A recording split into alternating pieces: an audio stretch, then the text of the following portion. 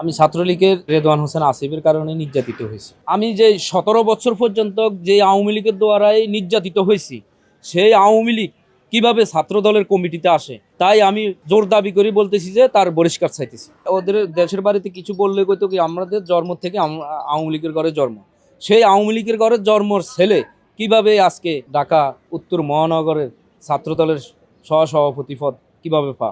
আমাকে ঢাকা কেরানীগঞ্জ থেকে কিডন্যাপ কইরা চট্টগ্রাম নিয়ে গেছে। চট্টগ্রাম নিয়ে আমাকে সেখানে 2 দিন ভরি আমার মারধর করছে। মারধর করার পরে আমি আমার বাবার টাকা পয়সা দিয়া সেখান থেকে জীবন ভিক্ষা পাই। তাদেরকে আমি 3,70,000 টাকা দিয়েছি। দেওয়ার পরে আমাকে সেখান থেকে ছাড়ছে। তখন রেদওয়ান হোসেন আসিফ আওয়ামী লীগের সক্রিয় কর্মী। তার বাবা পদে আছে, তার ছোট ভাই পদে আছে, তিনিও পদের মতন ছিল। তারা একজন আপনারা কইছেন স্বৈরাচার শেখ হাসিনার পিএস শাহিন। শাহিন হলো ওর ভগ্নিপতি। এই শাহিনের পাওয়ার দেখাইয়া দেশে অনেক নির্যাতন, অনেক মানুষকে অনেক নিবারণ করছে, অনেক নির্যাতিত করছে।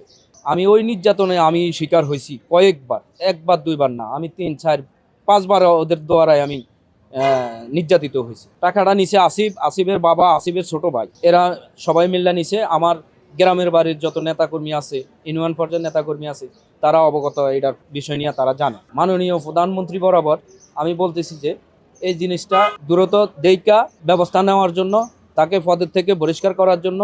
আর যার দ্বারা এই পদে নিছে যেই নিক্কন, এই নিক্কনে আমি আইনত ব্যবস্থা নিতে আমি জনাব তারেক রহমান স্যার কাছে আকুল আবেদন করলাম। নিক্কন হইল ঢাকা মহানগরের উত্তরের সাধারণ সম্পাদক ছাত্রদলের রেদওয়ান হোসেন আসিফ।